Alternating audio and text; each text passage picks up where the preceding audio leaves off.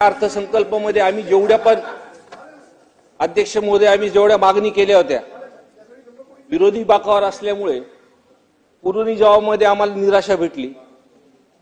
अध्यक्ष महोदय, पण यावेळेस आमच्या जिल्ह्याचे पालकमंत्री आदरणीय अजितदादा आहेत।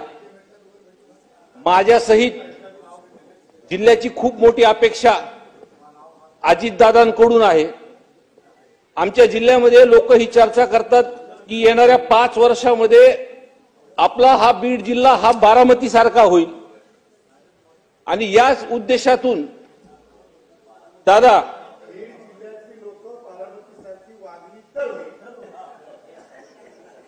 बरोबर म्हणले, पण दादा वागण्यासाठी सुद्धा आपल्याला काही गोष्टी कराव्या लागतील आणि या अधिवेशनामध्ये जे काही निर्णय आपण सर्वांनी घेतला त्या माध्यमातून निश्चितपणे जिल्ह्याला भरोसा आहे की शिस्तपणा जिल्ह्यामध्ये नक्कीच वागेल। दादा, मागच्या वेळेस आपल्याला मी भेटलो होतो अध्यक्ष महोदय, मी यावेळेस दुसऱ्यांदा आमदार झाल्यानंतर MIDCचा एक नवीन प्रस्ताव आपल्या कानावरती टाकला आणि आपण सुद्धा सूचना केल्या आणि सर्वे करण्यासाठी अधिकारी सुद्धा मुंबईवरून MIDCचे बीड जिल्ह्यामध्ये आले। MIDC करत असताना सर्वात महत्त्वाची गोष्ट अध्यक्ष महोदय की जागा त्याला लागते। दादा 200-250 एकर गायरान फ्लॅट जागा पूर्णपणे आहे तिथे। ते आपल्या आलेल्या सर्व जे काही सदस्य होते त्यांना पूर्णपणे दाखवली।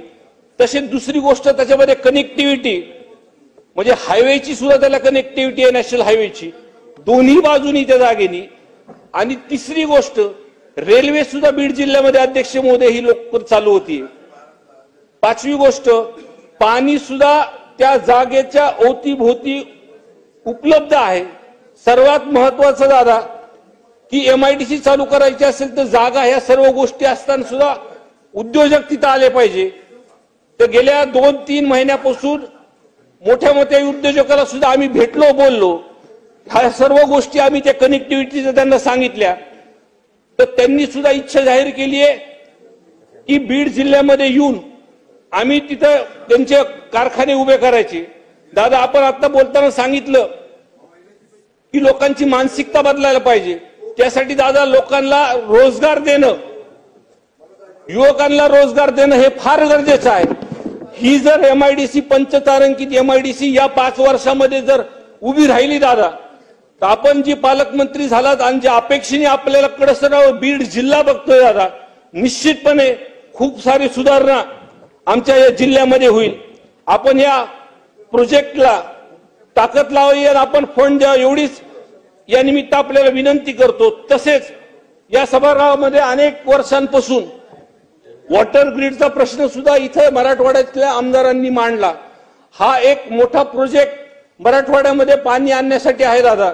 यामध्ये सुद्धा या सभागृहामध्ये आपण सर्वजण विजय सिंह पंडित आहेत, आमचे धसांना आहेत, येणाऱ्या काळामध्ये प्रकाश दादा आहेत, आपण सर्वजण मिळून ह्याचा जर ह्या संदर्भातला पाठपुरावा केला आणि मला असं वाटतं आता तर अडचण यायची काम नाही। कोण का मी परत एकदा सांगतो, आपले पालकमंत्री हे दादा आहेत आणि आपण जिल्ह्यांनी एकत्र धसांना जर ठरवलं तर आपण काय करू शकतो येणाऱ्या मागच्या काळातच लोकांनी सर्वांनी बघितलंय। सर्वात महत्वाचा विषय दादा अजून जो या निवडणुकीनंतर आल्यानंतर सुद्धा मागच्या टर्म मध्ये सुद्धा प्रत्येक अधिवेशन मध्ये सभागृहामध्ये हा विषय मांडतो। माझ्या बीड मतदारसंघामध्ये अर्धा मतदारसंघ हा बीड शहर आहे आणि या बीड शहरामध्ये लोकसंख्या आहे 3 लाख।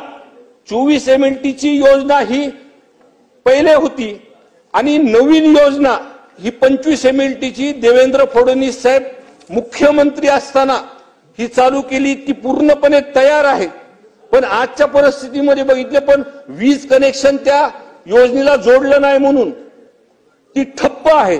म्हणजे 150-200 कोटीची योजना ही चालू आहे आणि आजच्या परिस्थितीमध्ये अध्यक्ष महोदय 20 ते 21 दिवसाला बीड शहरामध्ये पाणी येतं। पाणी उपलब्ध असून सुद्धा त्याच्यामुळे विशेष बाब म्हणून दादा आपण सुद्धा आम्हाला त्या बैठकीच्या निमित्त आपण आश्वासन दिलंय, आपण शब्द दिलाय की लवकरात लवकर ही जर थकबाकी आपण जर भरली आहे तर या उन्हाळ्यामध्ये खूपशी रिलीफ दादा बीडच्या लोकांना भेटेल.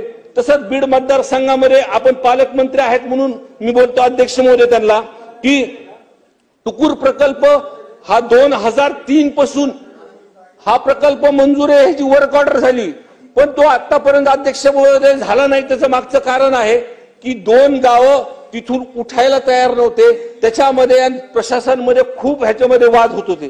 तर मी मागच्या टर्मला आमदार झाल्यानंतर ह्याच्यामध्ये अधिकाऱ्यांसोबत चर्चा केल्यानंतर त्याच्यामध्ये एक रस्ता काढला की एका जागी साठवण तलाव करण्यापेक्षा 4 बंधारे जर केले तर तेवढ्याच क्षमतेचं पाणी दादा तेवढ्या क्षमतेचं पाणी साठवून आणि मागच्या इस्टिमेट प्रमाणे जे काही त्या टुकूर प्रकल्पाला खर्च होतो त्याच्या अर्ध्या खर्चामध्ये हा टुकूर प्रकल्प मार्गी लागेल. तसंच फुलसांगवीमध्ये पाणी प्राणी साठवण तलाव आहे, त्याची क्षमता आहे 2. अध्यक्ष महोदय मी पहिल्यांदाच बोलतोय, 2 आठवड्यापासून मी वाट बघतोय बोलायची, मी बाहेरच बोलतोय, फक्त आज सभागृहात बोललोच नाही. फुलसांगवीचा एक साठवण तलाव आहे, त्याची पाणी आता तुम्ही सगळ्यांनी आम्हाला मदत केली पाहिजे, कारण का आता आमच्या जिल्ह्यातले आमदार जर आले तर सर्वजण आम्हाला खालून वरपर्यंत बघतात अध्यक्ष महोदय.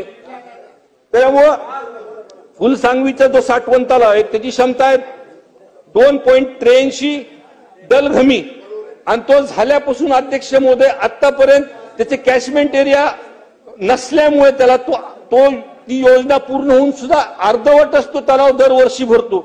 त्याच्यामध्ये सुद्धा नवीन बॅरिगेट्स जर काही टाकले तर हा जो प्रकल्प माझ्या मतदारसंघामध्ये फुलसांगवी या ठिकाणी झालाय तिथे सुद्धा आम्हाला मदत होईल.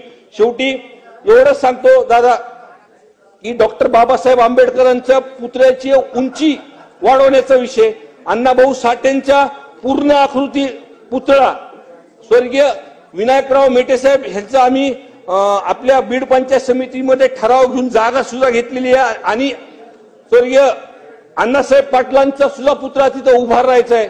यासाठी आपण निधीची तरतूद करा, एवढंच माझ्या जिल्ह्यामार्फत माझ्या मतदारसंघामार्फत कळकळीची विनंती आहे. एवढंच बोलतो, मला बोलायची संधी दे त्याबद्दल आपले आभार मानतो.